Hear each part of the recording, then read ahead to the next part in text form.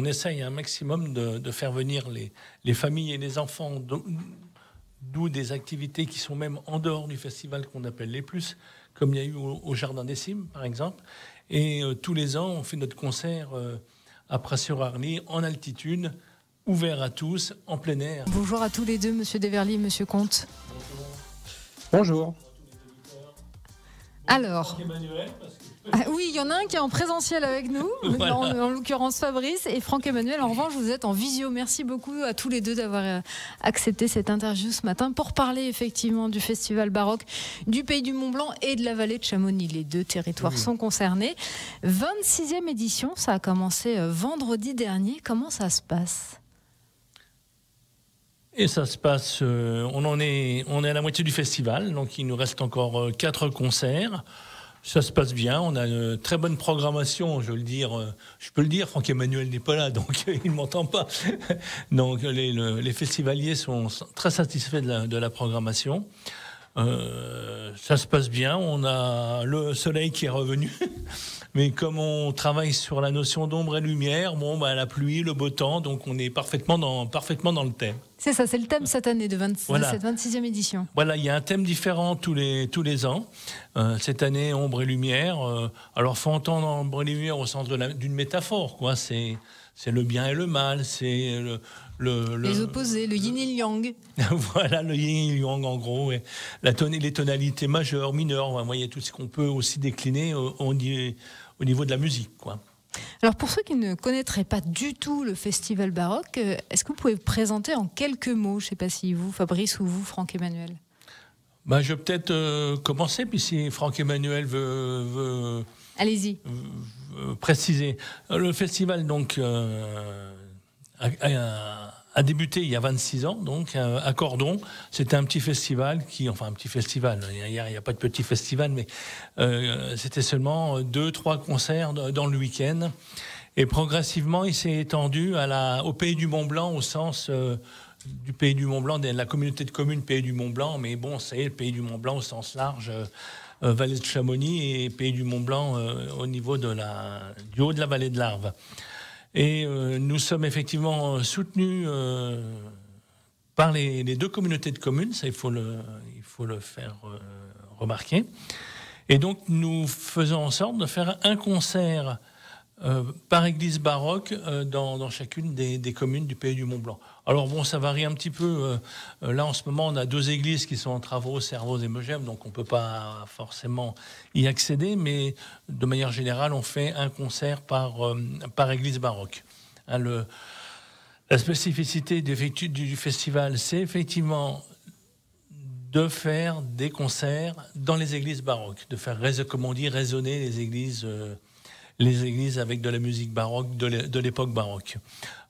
Donc avec Franck-Emmanuel, on a essayé effectivement quand on peut, de sortir un petit peu des églises. On a fait, je laisserai peut-être lui en parler, mais un super spectacle Fugacité à Passy, avec 2 spectacles, un spectacle avec les lycéens et un autre avec les parents le soir. Franck-Emmanuel, vous voulez réagir sur ça ? Fabrice, du coup, je vous laisse mettre le casque, comme ça vous pourrez réécouter Franck-Emmanuel. Je vous écoute, Franck-Emmanuel.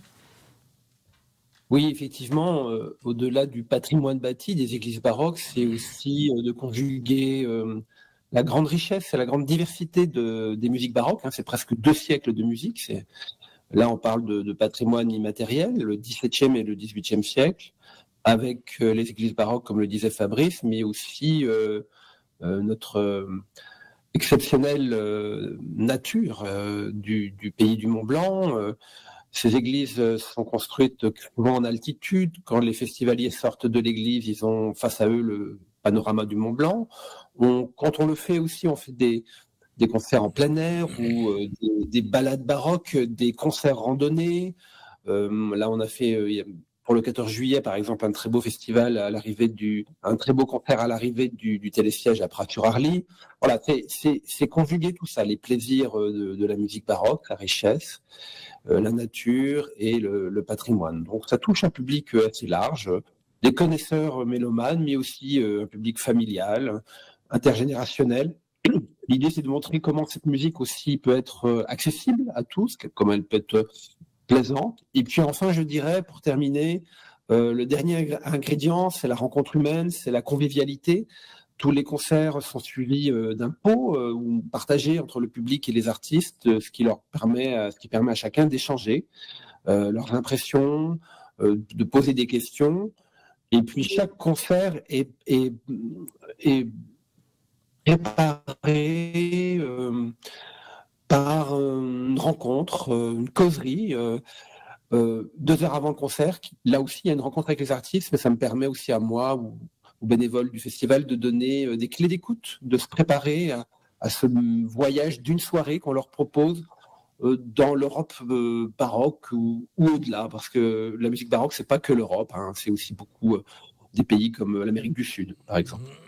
Et tout ça, justement, ça permet un peu de dépoussiérer le genre. C'est vrai que quand on dit musique baroque, on a l'impression d'avoir un livre d'histoire plein de poussière. Non, justement, vous, votre objectif, votre engagement dans ce festival, c'est d'ouvrir à tout le monde, finalement. Oui, effectivement, on essaye un maximum de faire venir les familles et les enfants, d'où des activités qui sont même en dehors du festival qu'on appelle les plus, comme il y a eu au Jardin des Cimes, par exemple. Et tous les ans, on fait notre concert à Pras-sur-Arly, en altitude, ouvert à tous, en plein air. Et c'est avec effectivement aussi un programme plus, on va dire, un peu moins baroque. Un peu plus ouvert. Un peu plus ouvert, oui. Et il y avait même aussi un événement en mai. Là aussi, vous prouvez que non, le baroque, c'est pas simplement des choses qu'on a forcément, les clichés qu'on a en tête. Ben oui, je vais peut-être laisser Franck-Emmanuel en parler, de Fugacité. Donc, oui, l'idée, c'est qu'au mois de juillet, à cette époque-là, on touche le public local, mais aussi beaucoup de touristes de passage dans notre belle région. Et de créer des événements en amont pendant le mois de mai, là, ça permet de travailler avec les enfants, le public scolaire, les saisons culturelles des communes. Donc là, c'était au Parvis des Filles à Passy. Et on en profite dès qu'on le peut, effectivement, de montrer, de construire, de proposer des croisements entre la musique baroque et des esthétiques plus contemporaines. Alors là, c'était le hip-hop, par exemple, c'était la danse hip-hop, le slam. Et il faut dire que ces musiques-là, ces musiques baroques, on ne le sait pas toujours, mais se conjuguent très facilement, très bien, avec des esthétiques plus contemporaines. C'est dû par le fait que la musique baroque est avant tout une musique très proche de la danse, très organique, très sensuelle, peut-être plus que la musique classique, et qu'on peut la conjuguer avec plein de choses. Je le disais, le hip-hop, mais ça peut être le théâtre, ça peut être la danse contemporaine, ça peut être les arts numériques. Alors, tout ça, c'est un peu plus compliqué à mettre en œuvre dans une église baroque, mais c'est un peu plus simple de le faire dans des salles équipées. Et on a la chance, sur les 2 intercommunalités, d'avoir quand même un certain nombre d'outils, enfin de salles de concert modernes et qui permettent ce genre de rencontres, par là même d'ouvrir les publics. Parce que c'est quand même ça, la finalité, c'est que tout à chacun, jeune ou moins jeune, mélomane ou non, puisse avoir accès au spectacle vivant et partager ces moments de bonheur avec les artistes. Alors forcément, il y a beaucoup de festivals en ce moment dans notre région. Hein. Rien que ce week-end, j'en compte au moins 3-4, rien que dans la vallée de l'Arve. Le vôtre est assez particulier. Comment est-ce que vous faites justement pour attirer du public, pour attirer un nouveau public aussi ? Bon, on vient à Radio Mont-Blanc. Déjà, c'est un bon début. On a une équipe. Le festival est réalisé par une équipe de bénévoles. On a à peu près 15 bénévoles à l'année. Alors, est-ce que vous pouvez enlever votre casque du coup, le poser quelque part, voilà, oui, c'est mieux. Voilà, on est à peu près 15 bénévoles à l'année, une vingtaine de bénévoles au moment du festival. Donc on travaille toute l'année. Donc alors c'est diffusion de petits journaux toute l'année. On a un site internet, festivalmontblanc.fr, où il y a toutes les informations relatives au festival et toute la programmation.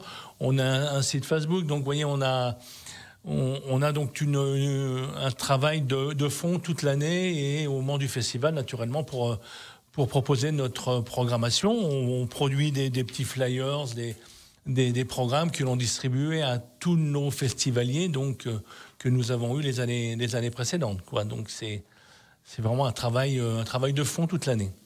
Le Festival baroque du Pays du Mont-Blanc, c'est jusqu'à ce dimanche. Il y a encore des places pour les concerts de la fin de semaine ? Il y a encore des places, oui. Bon, là, je me demande si les gens ne sont pas partis aux Jeux Olympiques. Non, il faut encore...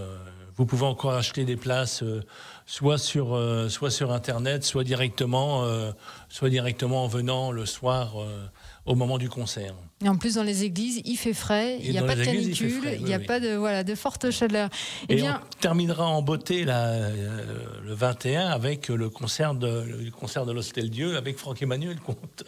Voilà, qui est également le patron de ce concert de l'Hostel-Dieu. Exactement, oui. Donc le Festival baroque du Pays du Mont-Blanc, c'est jusqu'à ce dimanche. Merci beaucoup Fabrice Deverly, président du festival, et Franck-Emmanuel Comte, le directeur artistique de ce festival. Merci à tous les deux. Merci. Et donc ce soir, nous serons à Combloux pour écouter de la mandoline. Voilà, le rendez-vous est noté. Merci à tous les deux, je vous souhaite une bonne journée. Bonne journée à tous. Bonne journée.